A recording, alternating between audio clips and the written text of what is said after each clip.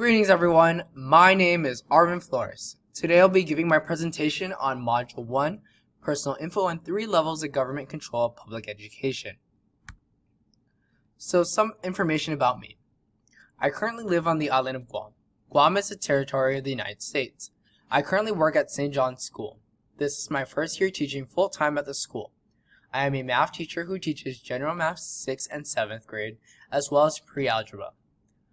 Aside from teaching, I also coach the school's volleyball teams. I currently am the head coach for the middle school boys and girls volleyball teams, as well as the assistant coach for the high school boys and girls volleyball teams. When the pandemic hit, all sports were put on hold. Fortunately, Guam has been able to start up these sports the past few months, and I've been coaching boys and girls high school beach volleyball. I am currently aiming to complete a Master of Science degree in Instructional Technology. I enjoy using technology and I want to find ways to help create lessons and allow students to be more engaged and improve comprehension with the use of technology. This is my second semester at Fort Hays and this is my 5th course overall. As for some of my hobbies, I'm sure you can tell that I love volleyball. I enjoy playing sports such as basketball, badminton, and others as well. I also like to listen to music whenever I can, as well as do jigsaw puzzles. Since I couldn't go anywhere during the lockdown, I enjoy doing jigsaw puzzles. A few months ago, I completed a 2,000-piece puzzle on my own in just a few days. My future goals include getting a master's in sports management and or a master's in sports psychology. As previously mentioned, I live on the island of Guam. We are a territory, but sometimes we may be considered somewhat of a state in some certain circumstances. However, I have decided to mainly focus on how schools on Guam receive funding locally and through the federal government. There are a few different types of schools on Guam. Public schools, private schools, DODEA, charter schools, home schools are just a few to name. When hearing the word private schools, they can be generally categorized as an independent school. Independent school administrators manage their schools according to a diverse array of pedagogical, philosophical, and religious persuasions. There are Catholic schools and Christian schools in Guam, but I currently work at an Episcopalian school. Since Guam's school system works a little different from the States, I'd just like to give a brief overview of the public school system and mainly focus on the private school that I work at. Public schools are funded locally through the taxes collected from the people. Guam is funded by income tax and mimics the IRS tax codes. We don't have counties or boroughs here. We consider them as villages, and people living in each of these villages help fund towards the schools that are in their respective villages. Funds also come from the legislature who help create a budget for the schools to be used. When Congress passes a federal budget each year, it sets aside enough money to fund about 10% of government-run schools' operating costs. Guam's public schools are funded by the federal government's Title I grant program. The Title I program of federal aid is used to help disadvantaged children to address the problems of poor urban and rural areas. Title VI provides aid for disabled children, and Title VII allots for funds for bilingual education. I'm glad to know that the government has created laws and policies to help allow all these students to receive a free and appropriate education, no matter what circumstances they may be enduring. Guam does not pay federal taxes. Schools may have grant writers to write for specific programs, such as for the Special Education Program or the English Second Language programs. As stated in the U.S. Department of Education article, the federal government's mission is to promote student achievement and preparation for global competitiveness by fostering educational excellence and ensuring equal access. As we progress into the future, education has played a greater role in defining success for someone's life. Those who are more educated appear to be more recognized and get farther in life. So, what kind of support do private schools receive? I'd now like to shift my focus on that and specifically talk about my school. Locally, our school is about 91% tuition dependent. If we lack the number of students who enroll at our school, the school may struggle to run its operations or pay for teachers and other electives and extracurriculars. In order to obtain more funding, the school also offers other programs. Some programs include after-school programs, which include tutoring and learning for various subjects, such as music, math, English, and art. Additionally, we also have a summer school program that in recent years have attracted students from off-island to come and take classes. Moreover, we have added an additional intersession course during Christmas break to see if any students are interested in continuing to learn more or improve their skills. Our school also offers athletics. We may obtain some funding through entrance fees and selling foods and drinks during the games. We also rely on yearly fundraisers like golf tournaments and 5Ks. Unfortunately, those have been put on hold due to the pandemic.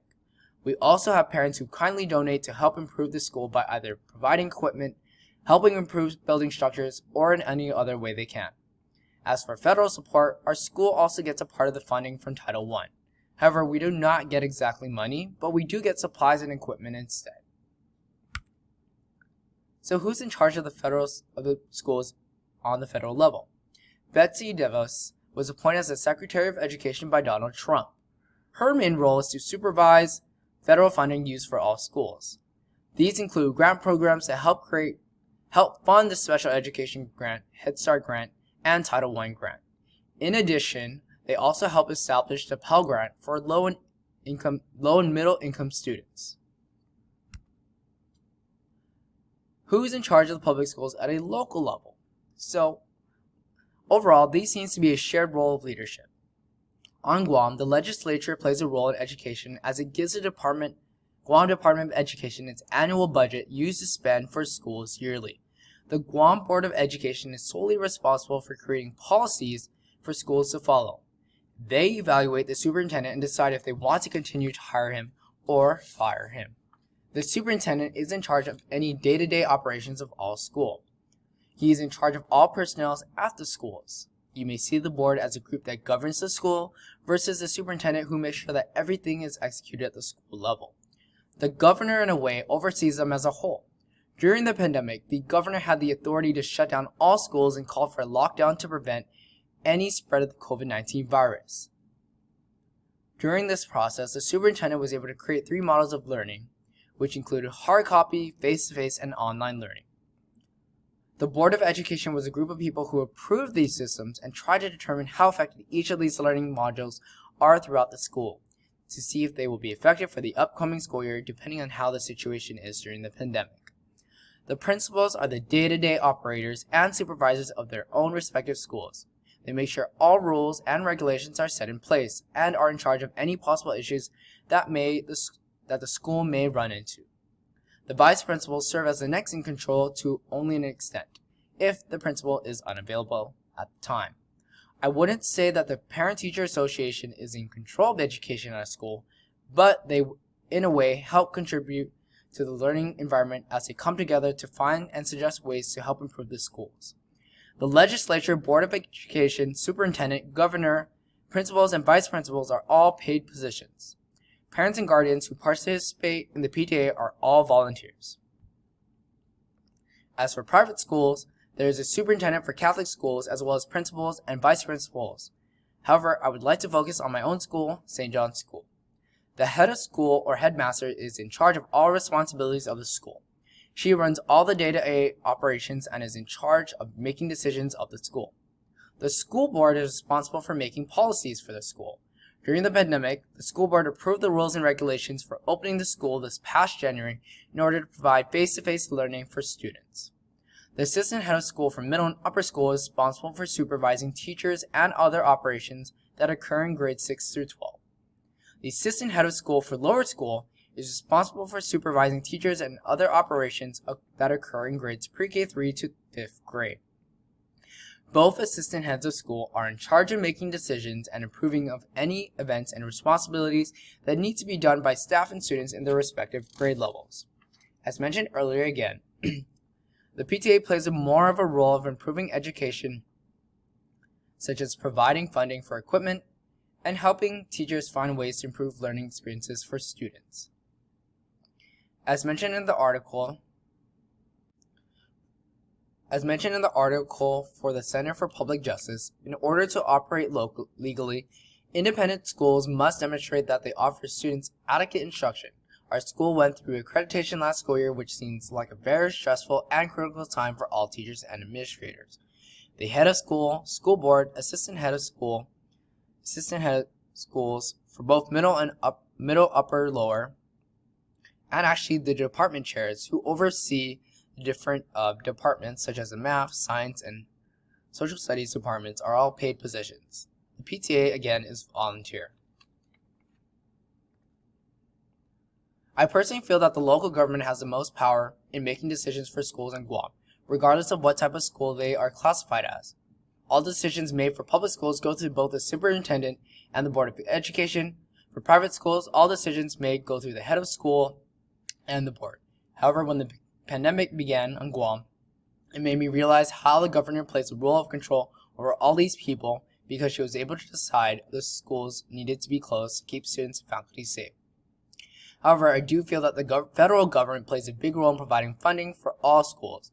That money is used as best as needed to provide for equipment and pay for other necessities of the school.